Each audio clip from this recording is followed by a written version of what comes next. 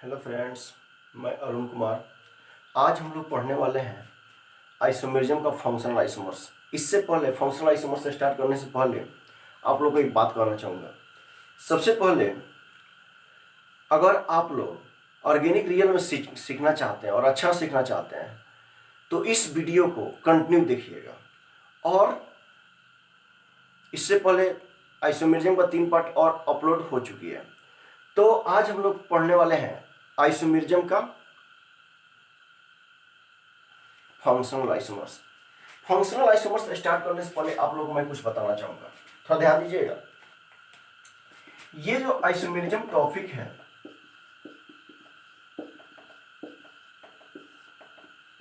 ये जेई तथा नीट के लिए काफी इंपॉर्टेंट है। अब किसी को लगता होगा सर है तो, बट उस लेवल का क्वेश्चन हम लोग से नहीं हो पाता है। ठीक है,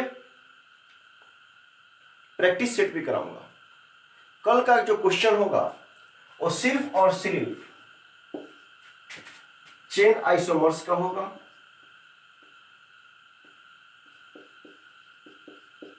पोजीशन का होगा और फंक्शनल का होगा।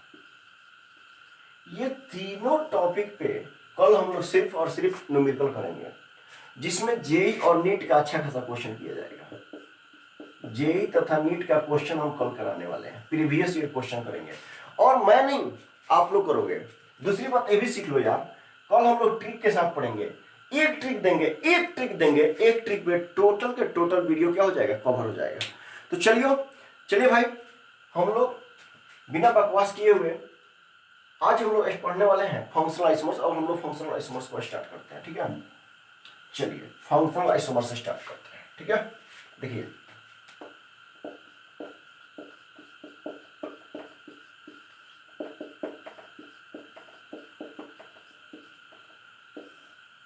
Functional isomers. ठीक है, सबसे पहली बात हम लोग सीखते हैं इसके बारे में कंसेप्ट। देखिए ध्यान से, जिस इसमें होता क्या है, देखिए ध्यान से।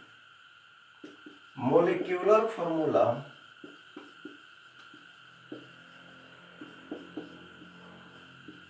सेम होता है। एक बात तो फिक्स है कि आइसोमेरिज्म तभी होगा जब मोलिक्यूलर फॉर्मूला सेम होगा।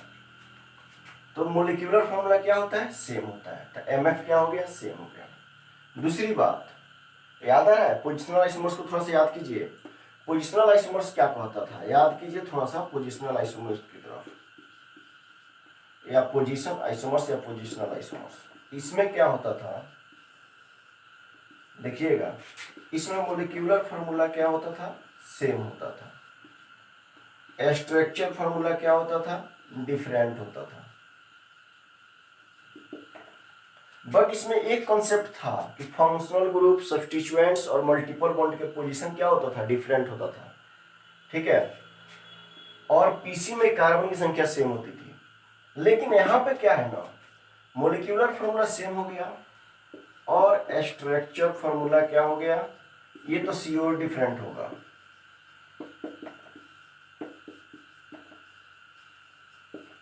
ये क्या हुआ, डिफरेंट हुआ। मोलिक्यूलर फॉर्मूला सेम हुआ और स्ट्रक्चर फॉर्मूला डिफरेंट हुआ। लेकिन भाई किसके कारण, मेरा क्वेश्चन है कि स्ट्रक्चर फॉर्मूला डिफरेंट हुआ तो क्यों हुआ, कैसे हम पता करेंगे कि मोलिक्यूलर फॉर्मूला सेम हो गया और स्ट्रक्चर फॉर्मूला डिफरेंट हो गया, तो कैसे पता चल जाएगा हम लोगों की फंक्शनल आइसोमर्स होगा। तो आइए दिखाते हैं। जानते हैं भाई, यहां पे due to change in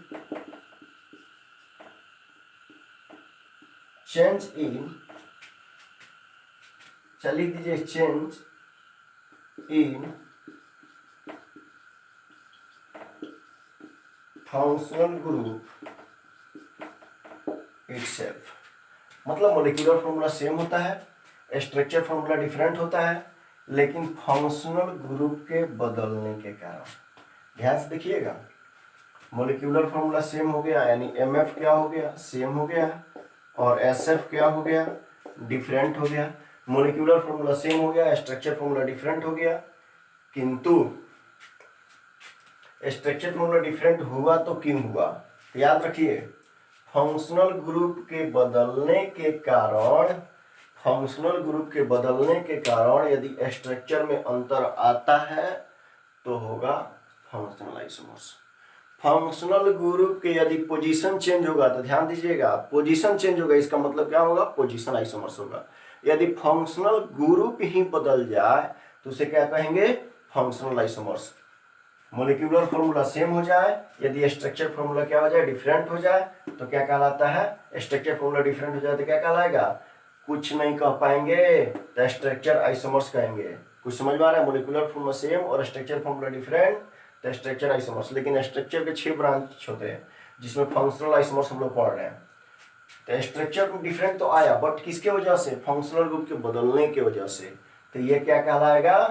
functional isomers. चलिए यहां तक कवर हुआ।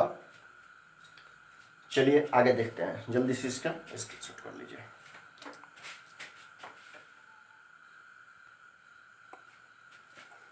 तो चलिए हम लोग देखें फंक्शनल आइसोमर्स का डिफिनेशन क्या कह रहा है।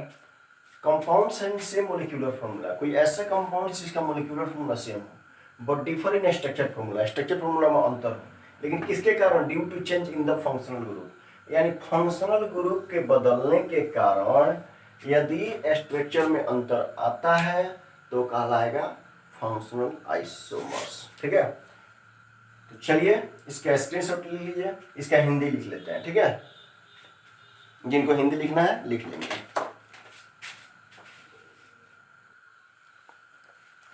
यहाँ पे क्या होगा? कह रहा है, देखिए ध्यान से एक बार फिर से, थोड़ा एनर्जेटिक हो जाइए। ठीक है, कह रहा है कोई ऐसा कंपाउंड जिसका मोलिकुलर फॉर्मूला क्या हो? सेम हो, और क्या कह रहा है? स्ट्रक्चर फॉर्मूला क्या हो? डिफरेंट हो, यानी डिफर करे, लेकिन किसके वजह से? फंक्शनल ग्रुप के बदलने की वजह से। यदि फंक्शनल ग्रुप बदलता है तो क्या कहलाता है? क्या कहलाता है? Functional isomers. तो चलिए इसके एग्जांपल करने से पहले एक कॉन्सेप्ट जान लेंगे। ठीक है, कॉन्सेप्ट जानते हैं। चलिए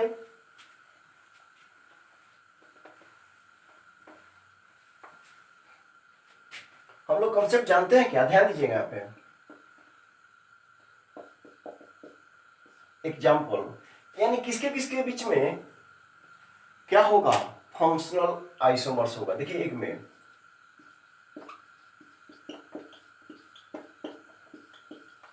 कार्बोक्सिलिक एसिड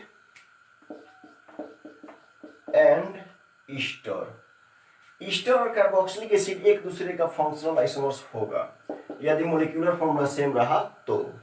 दूसरी बात,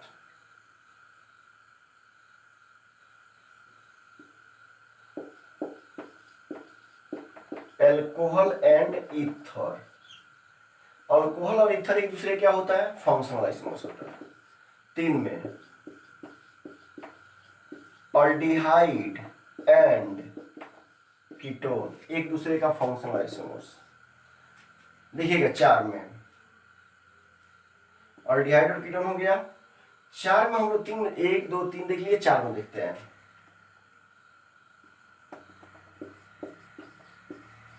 अल्कोहल और फिनॉल एक दूसरे का फंक्शनल आइसोमर्स, तो इसके एग्जांपल दिखाएंगे।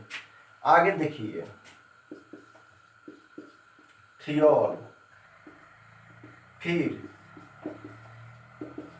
थियोईथर, क्या चीज? थियोईथर, साइनाइड एंड आइसोसाइनाइड एक आपका हो जाता है साथ में amine. 1 degree 2 degree 3 degree amine जो होता है, याद है आप लोग को? देखिए ध्यान से, 1 degree amine, 2 degree amine and 3 degree amine, ये एक दूसरे का फंक्शनल आइसोमर्स होता है, याद रखिएगा।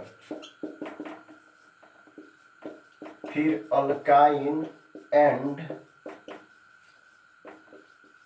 अल्काडाइन, बहुत काम का चीज है ये, इतना याद रखिए। फंक्शनल आइसोमर्स का एक भी क्वेश्चन नहीं छूटेगा। अरे यार इसमें से कई बार क्वेश्चन पूछा जा चुका है नीट और मेंस में। ठीक है, नीट और मेंस में कई बार क्वेश्चन किया जा चुका है।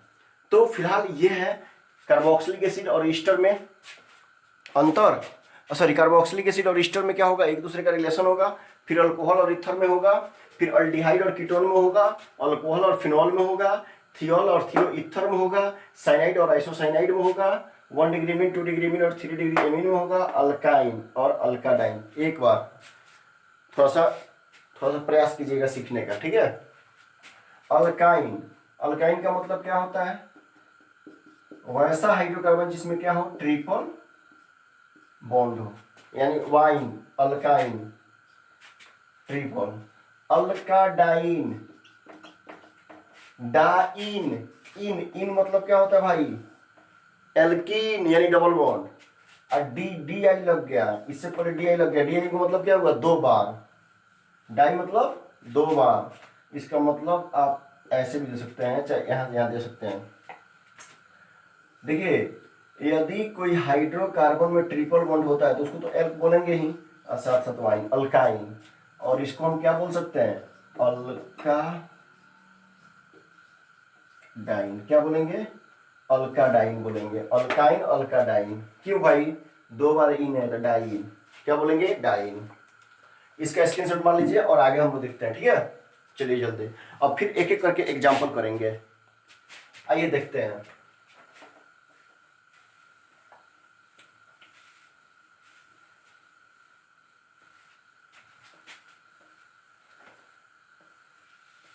ठीक है,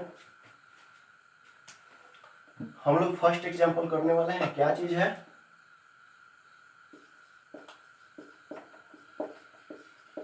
carboxylic acid and Easter. Carboxylic acid and Easter, थोड़ा ध्यान दीजिएगा भाई, यही ना है कार्बोक्सिलिक एसिड। कार्बोक्सिलिक एसिड हो गया, इसमें 2 4 1 5 कार्बन है, ठीक है, तो हम 4 लिख दिए, ठीक है। अब बताइए यहाँ पे कितना हाइड्रोजन, 3, एक कार्बन है, क्योंकि कार्बन कितना बॉन्ड बनाता है, 4, तो यहाँ पे 3 हाइड्रोजन है, यहाँ पे 2, यहाँ पे 2, यहाँ पे 2 और एक यहाँ पे 3 हाइड्रोजन, 3 2 5 2 7 2 9 1 10, यानी इसका मोलिकुलर फॉर्मूला निकालिए तो 1 2 3 4 5 C5H10, ऑक्सीजन कितना बार, 2 बार लिख लिए। यहाँ पर हाइड्रोजन की नहीं है, 3 2 5 2 7 और 3 10, कार्बन कितना बार, 5 बार, हाइड्रोजन कितना बार, 10 बार, ऑक्सीजन कितना बार, 2 बार। ये जो है ये हो गया आपका कार्बोक्सिलिक एसिड,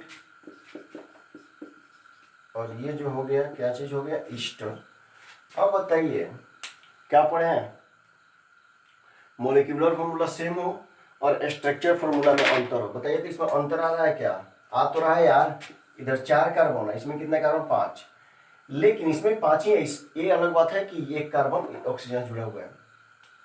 इसका मोलिक्यूलर फॉर्मूला C5H10O2 है और इसका मोलिक्यूलर फॉर्मूला C5H10O2 है, बट ये है कार्बोक्सिलिक एसिड, ये क्या है, कार्बोक्सिलिक एसिड है, और ये क्या है, ईस्टर है।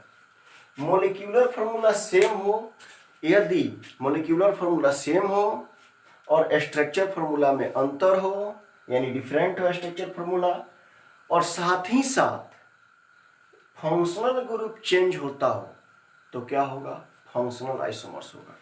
मोलिकुलर फॉर्मूला सेम होनी चाहिए, तो ये एक दूसरे के क्या हो जाएगा, फंक्शनल आइसोमर्स हो जाएगा, क्या हो जाएगा, फंक्शनल आइसोमर्स हो जाएगा। समझ में आया, चलिए कार्बोक्सिलिक एसिड ईस्टर, ठीक है। एक और एग्जांपल करते हैं, देखिए ध्यान से,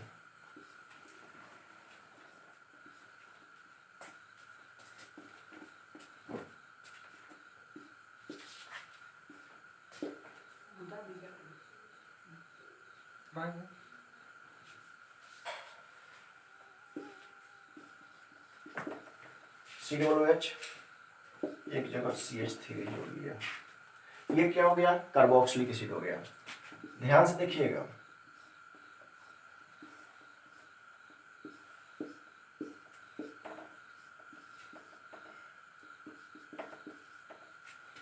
ठीक है। तो ये जो हो गया, ये क्या हो गया, कार्बोक्सिलिक एसिड का एग्जांपल है, ठीक है, कार्बोक्सिलिक एसिड। और ये क्या हो गया, ईस्टर हो गया। तो देखिए इसका मॉलिक्यूलर फॉर्म हम चलिए निकालते हैं। तो इसका मॉलिक्यूलर फॉर्म निकालेंगे तो यहाँ पे कार्बन कितना हो गया, पहले तो 1 2 3 4 5 6, 6 1 7 1 8, कार्बन 8 बार, कितना बार, 8 बार। हाइड्रोजन गिन लीजिए, हाइड्रोजन को काउंट कीजिए, देखिए 2 बॉन्ड, एक 3 बॉन्ड, एक बॉन्ड 4 बॉन्ड, यहाँ पे हो जाएगा, यहाँ पे हो जाएगा, यहाँ पे हो जाएगा, यहाँ पे हो जाएगा। कितना हाइड्रोजन, 1 1 2 1 3, 3 3 6 6 1 7। फिर से एक बार, एक हाइड्रोजन, एक 2 हाइड्रोजन, एक 3 हाइड्रोजन, एक 4 हाइड्रोजन, एक 4 3 7 1 8, 1 2 2 3 5 5 3 8। और ऑक्सीजन कितना बार, 2 बार। यहाँ पाइए, hydrogen hydrogen hydrogen hydrogen hydrogen. यहाँ पर जो है कार्बन कितना बार हो गया, तो देखिए 6 7 1 8। हाइड्रोजन गिनिए, 3 4 5 6 7 8। ऑक्सीजन देखिए 2 बार। तो दोनों का मोलिक्यूलर फॉर्मूला सेम है या नहीं। मोलिक्यूलर फॉर्मूला सेम होने का मतलब हम लोग क्या समझते हैं, यानी जितना कार्बन इधर है उतना ही कार्बन इसमें भी होना चाहिए, जितना हाइड्रोजन इसमें है उतना ही हाइड्रोजन इसमें होना चाहिए, जितना ऑक्सीजन इधर है उतना ही ऑक्सीजन इधर होना चाहिए। यानी एक भी एटम किसी में कम और किसी में अधिक नहीं होना चाहिए। यदि ऐसा होता है तो वह क्या आइसोमर्स होगा, नहीं भाई, वह आइसोमर्स होगा ही नहीं, क्योंकि उसका मोलिक्यूलर फॉर्मूला ही डिफरेंट हो जाएगा। आज यदि मोलिक्यूलर फॉर्मूला यदि डिफरेंट हो जाता है तो आइसोमर्स कभी भी नहीं होगा। तो बताइए कार्बोक्सिलिक एसिड और ईस्टर, फिर यहाँ पे कौन सा रिलेशन होने वाला है, कौन सा रिलेशन होगा, बोलिए जल्दी। इसका रिलेशन क्या होने वाला है, फंक्शनल आइसोमर्स। एक दूसरे का क्या कौन सा रिलेशन होगा, फंक्शनल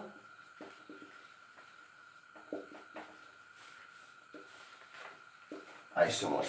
आज हम लोग एक एक करके दो दो करके एग्जांपल करते हैं, कल केवल क्वेश्चन ही करेंगे, ठीक है। चलिए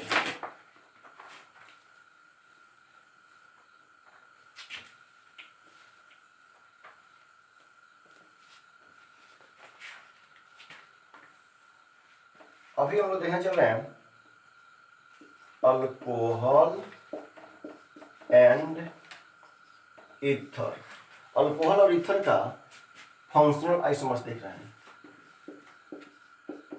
4 कार्बन हो गया, OH होता है तो अल्कोहल होता है, आप लोग पता है, यानी OH होता है तो अल्कोहल और O दोनों साइड से कार्बन होता है तो ईथर। ये ईथर हो गया, ये अल्कोहल हो गया।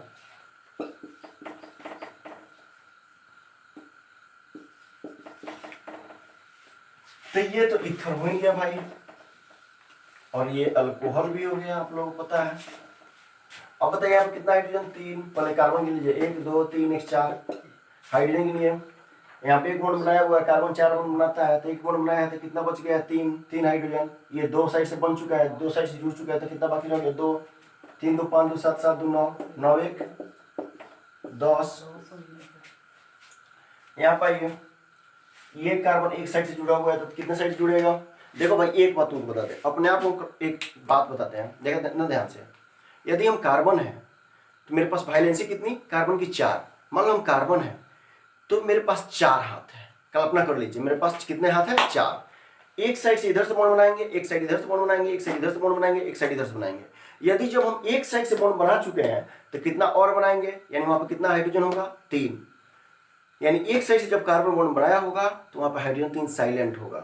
यदि कार्बन 3 बॉन्ड बना चुका है तो वहां पर हाइड्रोजन 1 होगा। यदि कार्बन 4 बॉन्ड ऑलरेडी बना चुका है तो वहां पर हाइड्रोजन 1 भी नहीं होगा, ठीक है।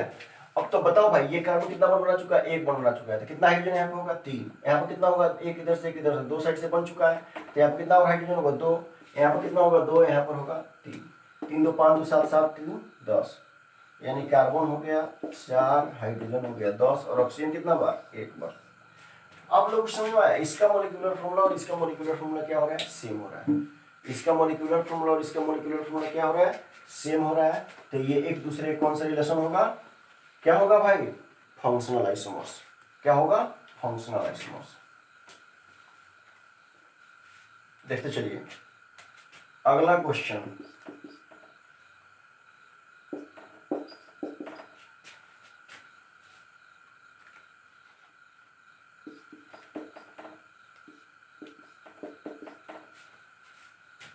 क्या हो गया, इसका भी देखिए इसमें डबल है तो इसमें भी डबल है, ये OH जुड़ा है कार्बन से, यहाँ पे क्या है दोनों साइड से ऑक्सीजन, यानी ये हो गया। फिर भी हम लोग और फंक्शनल ग्रुप को क्या करना होगा, देखना होगा ध्यान से। फंक्शनल ग्रुप को देखने के साथ साथ मोलिकुलर फॉर्मूला को भी बढ़िया से देखना होगा। तो यहाँ पे कार्बन 4 बार हो गया, हाइड्रोजन गिनिए 1 2 3 4 कार्बन, 3 हाइड्रोजन तो 5 5 1 6, क्योंकि ऑलरेडी 3 बार बना चुका है 6, ये भी 3 बार 7 7 1 8 और ऑक्सीजन 1 बार। यहाँ पर 3 3 2 5, यहाँ पर देखिए कितना बॉन्ड बनेगा, एक ही ना, 3 2 5, ये 2 3 साइड से बना चुका है, 3 बॉन्ड बना चुका है, तो एक बच गया, 3 2 5 3 अपन 5 1 6 और 6 2 8, क्योंकि ये 2 बना चुका है। कार्बन 4 हाइड्रोजन 8 ऑक्सीजन 1 बार। क्या मोलिक्यूलर फॉर्मूला सेम हुआ कि नहीं हुआ?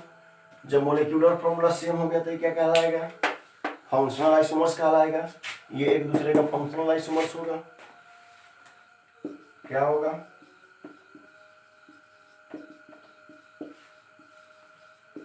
फंक्शनल आइसोमर्स होगा।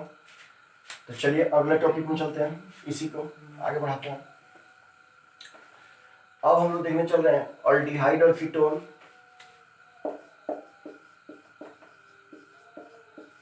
अल्डिहाइड और कीटोन, अल्डिहाइड कीटोन हो गया, ध्यान से देखिएगा। अल्डिहाइड हो गया, CHO होता है। यहाँ पर कितना हाइड्रोजन, तो यहाँ पर कार्बन देखिए 1 2 3 4 कार्बन, हाइड्रोजन गिनिए 3 हाइड्रोजन तो 5 5 2 7 7 1 8, ऑक्सीजन 1 बार। ये हो गया कीटोन, दोनों साइड से कार्बन, 3 हाइड्रोजन तो 5 5 3 8, कार्बन 4 बार, हाइड्रोजन 8 बार, ऑक्सीजन 1 बार। तो ये क्या हो गया, ये अल्डिहाइड हो गया, और ये क्या हो गया, कीटोन हो गया। देखिए भाई, फंक्शनल ग्रुप को पहचानने आपको आना चाहिए, तभी जाके फंक्शनल आइसोमर्स कवर हो पाएगा। यदि फंक्शनल ग्रुप पहचानने नहीं आता है तो समझिए कि फंक्शनल आइसोमर्स का क्वेश्चन नहीं सॉल्व होगा। तो ये मोलिकुलर फॉर्मूला इसका और इसका क्या हो गया, सेम हो गया। यदि मोलिकुलर फॉर्मूला सेम हो गया तो एक दूसरे का ये क्या होगा, फंक्शनल आइसोमर्स होगा। ठीक है, चलिए आगे बढ़ते हैं।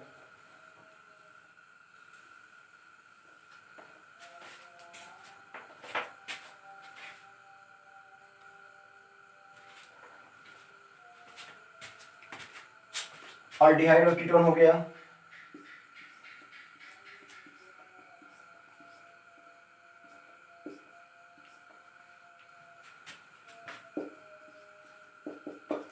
अल्डिहाइड हो गया, CH3,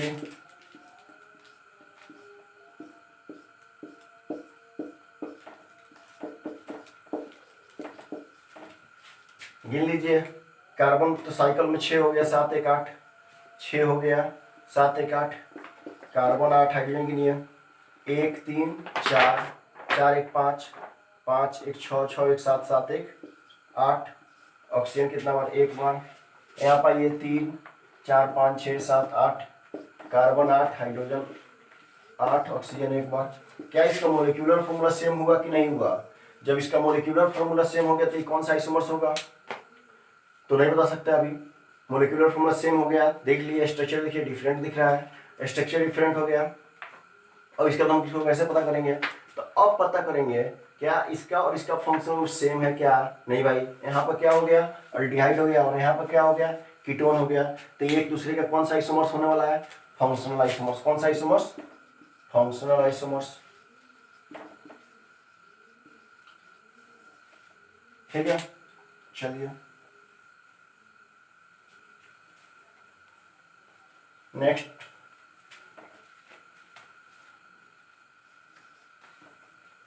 अल्डिहाइड हो गया। अब हम लोग पढ़ने वाले हैं साइनाइड, आइसोसाइनाइड। तो थोड़ा ध्यान दीजिएगा, साइनाइड में क्या होता है, ट्रिपल बॉन्ड बनाता है, और आइसोसाइनाइड में क्या होता है, तो इसका मोलिकुलर फॉर्मूला देखिए। तो कार्बन कितना बार हो गया, 1 2 3 4, चाहे कम ही कर लीजिए, बहुत सारे लोग के दिमाग में आ रहा होगा, केवल एक ही टाइप का एग्जाम्पल ले रहे हैं। तो 1 2 3, कार्बन 3, हाइड्रोजन की नहीं है, यहाँ पर 3 हाइड्रोजन, यहाँ पर 2 हाइड्रोजन, और यहाँ पे एक भी नहीं, 3 2 5, ठीक है, और N हो गया। यहाँ पे आइए, 1 2 कार्बन है तो 3 हाइड्रोजन, 3 2 5 हाइड्रोजन, यहाँ पे एक भी नहीं, नहीं एक भी नहीं। क्यों नहीं होगा? इसका रीजन है, इसका रीजन ये है, ठीक है। ये नाइट्रोजन अपना लोन पेयर इलेक्ट्रॉन इसको डोनेट करता है, फिर यहाँ पे क्या करेगा? डोनेट करेगा। क्या नाइट्रोजन 4 बॉन्ड कोई बनाता है? नहीं बनाता है। ध्यान से देखिएगा, एक बार आपको बताते हैं। नाइट्रोजन के पास कितना इलेक्ट्रॉन होता है? 5 होता है। तो और दूसरी बात ये भी कि इसका इलेक्ट्रॉनिक, इसका एटॉमिक नंबर कितना होता है? 7। इसका कॉन्फ़िगरेशन लिख लीजिए, रिप्रेजेंटेशन कर लीजिए। तो ये 3 बॉन्ड तो आसानी से बना लेगा, लेकिन चौथा बॉन्ड बना पाएगा क्या? नहीं बना पाएगा। नाइट्रोजन एक इलेक्ट्रॉन जब तक अपना लॉस नहीं करेगा तब तक 4 बॉन्ड नहीं बनाएगा। और लॉस करने का मतलब होता है एक पॉजिटिव चार्ज का आना। जब इसमें एक पॉजिटिव चार्ज आएगा, इसका मतलब इस पर पॉजिटिव, इस पर नेगेटिव, दोनों एक दूसरे को क्या कर लेगा? कोऑर्डिनेट कर लेगा। ठीक है, अब देखिएगा, 3 हाइड्रोजन, 3 2 5, यानी कार्बन 3 बार, हाइड्रोजन कितना बार? 5 बार, और 1 बार नाइट्रोजन। क्या भाई इसका मोलिकुलर फॉर्मूला सेम आया या नहीं? बताइए जल्दी, इसका मोलिकुलर फॉर्मूला सेम आया या नहीं? मोलिकुलर फॉर्मूला एक दूसरे का सेम है। जब मोलिकुलर फॉर्मूला सेम है, इसका मतलब फंक्शनल आइसोमर्स। चलिए नेक्स्ट क्वेश्चन इसी पर एक और कर लेते हैं, ध्यान से देखिएगा। कल नीट और मेंस का क्वेश्चन कराया जाएगा। कल functional isomers, chain isomers, positional isomers, तीनों से मिला के नीट और मेंस का क्वेश्चन हम लोग करेंगे, बहुत अच्छा से करेंगे। और कल के बाद आप लोग इस बात को भूल जाएंगे कि उस आइसोमेरिज्म का क्वेश्चन हार्ड होता है। तो इसका देखिए, कार्बन कितना बार? तो 1 और 6 7, 1 और 6 7 हाइड्रोजन के लिए 1 2 3 4 5, और नाइट्रोजन 1 बार। यहाँ पर देखिए 1 2 3 4 5 6, सॉरी 6 1 7, कार्बन 7 हो गया, कार्बन 7 हो गया। हाइड्रोजन के लिए 1 2 3 4 5 5, और नाइट्रोजन 1 बार। क्या इसका मोलिकुलर फॉर्मूला सेम है भाई? हाँ, इसका मोलिकुलर फॉर्मूला सेम है। जितना कार्बन यहाँ पे उतना ही यहाँ पे, जितना हाइड्रोजन यहाँ पे उतना हाइड्रोजन यहाँ पे, जितना नाइट्रोजन यहाँ पे उतना नाइट्रोजन यहाँ पे। तो एक दूसरे का क्या हो जाएगा? ये फंक्शनल आइसोमर्स हो गया। अब हम लोग देखने चल रहे हैं अल्काइन, अल्काडाइन, यानी अल्काइन का मतलब ये हुआ ट्रिपल बॉन्ड, और इसका डबल बॉन्ड। देखिए इसका मोलिकुलर फॉर्मूला, कार्बन कितना बार? 3 बार, हाइड्रोजन के लिए 3 3 1 4। यहाँ पर कार्बन देखिए 3 बार, हाइड्रोजन के लिए 2 2 4, क्योंकि ये बनाएगा नहीं, 2 साइड इधर से 2 साइड इधर, 2 बॉन्ड इधर से 2 बॉन्ड, 4 बॉन्ड तो बना चुका है। क्या इसका मोलिकुलर फॉर्मूला सेम आया भाई? हाँ, इसका मोलिकुलर फॉर्मूला सेम आ गया। जब इसका मोलिकुलर फॉर्मूला सेम आ गया तो एक दूसरे क्या होने वाला है? आइसोमर्स होने वाला है। कौन सा आइसोमर्स? Functional isomers. यदि कोई क्वेश्चन में ट्रिपल बॉन्ड 1 बार है, डबल बॉन्ड 2 बार हो, तो एक दूसरे का फंक्शनल आइसोमर्स भी हो सकता है। ठीक है, अब हम लोग का बच गया थियोल और क्या चीज? Thiol and thioether. तो चलिए ध्यान से देखते हैं। थियोईथर, थियोल SH, ये क्या हो गया? थियोल हो गया। और थियोईथर, जैसे ईथर के लिए हम वो दोनों साइड से कार्बन जुड़ते हैं ना, उसी तरह से थियोईथर के लिए S जुड़ते हैं। क्या जोड़ते हैं? S।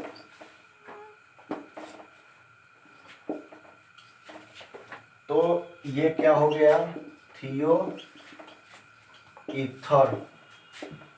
अब इसका हम लोग एक एग्जांपल करते हैं। पहले एग्जांपल तो होंगे, इसका मॉलिक्यूलर फॉर्मूला लिखिए। तो 1 2 3, कार्बन 3 बार, हाइड्रोजन के लिए 3 2 5 5 2 7 7 1 8, और सल्फर देखिए 3 2 5 5 3 8, कार्बन 3 और हाइड्रोजन 8 और सल्फर। क्या इसका मॉलिक्यूलर फॉर्मूला सबका सेम है? क्या इसका और इसका मॉलिक्यूलर फॉर्मूला सेम है? हाँ सेम है। इसका देखिए कार्बन 3 बार, कार्बन 3 बार, हाइड्रोजन 8 बार, हाइड्रोजन 8 बार, सल्फर 1 बार, सल्फर 1 बार। तो मॉलिक्यूलर फॉर्मूला सेम हो गया, तो एक दूसरे क्या होने वाला है? Functional isomers. क्या होगा? फंक्शनल आइसोमर्स होगा। अगला हम लोग करने चल रहे हैं, ठीक है, अब देखिए ये जो होगा ये होगा phenol and alcohol, phenol and alcohol.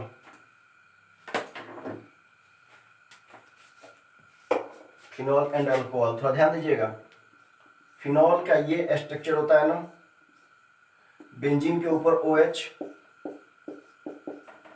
क्या इसको ऐसे लिख सकते हैं? ऑफ कोर्स लिख सकते हैं, क्यों नहीं।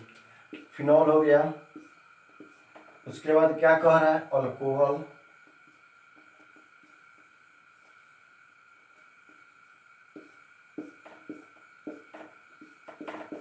CH2OH, ये अल्कोहल है ना भाई। बेंजीन के साथ यदि OH जुड़ता है तो अल्कोहल, बेंजीन के साथ OH जुड़ता है तो अल्कोहल। और देखिए, और कार्बन के साथ OH जुड़ता है तो क्या हो जाएगा? अल्कोहल। और बेंजीन के साथ जुटेगा तो बेंजीन के साथ जुटेगा तो क्या हो जाएगा? फिनॉल। बेंजीन के साथ जुटेगा तो फिनॉल, और कार्बन के साथ जुड़ता है तो अल्कोहल। तो ये फिनॉल हो गया और ये क्या? अल्कोहल हो गया।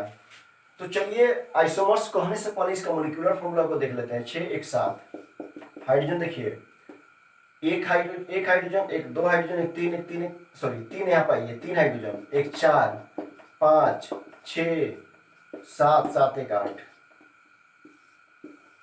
यहाँ पाइए एक हाइड्रोजन, क्योंकि देखिए ये 2 बॉन्ड इधर से, एक बॉन्ड 3 3 1 4।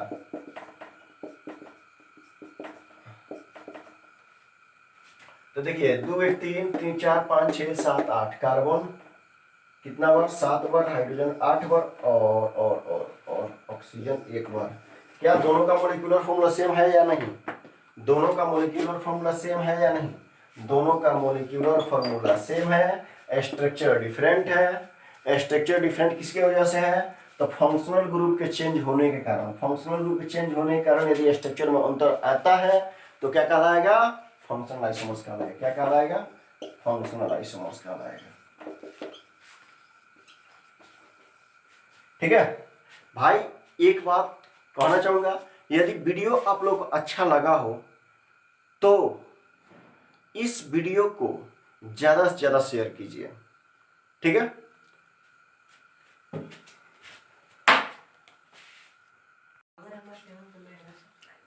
ठीक है, और सब्सक्राइब करना नहीं भूलिए।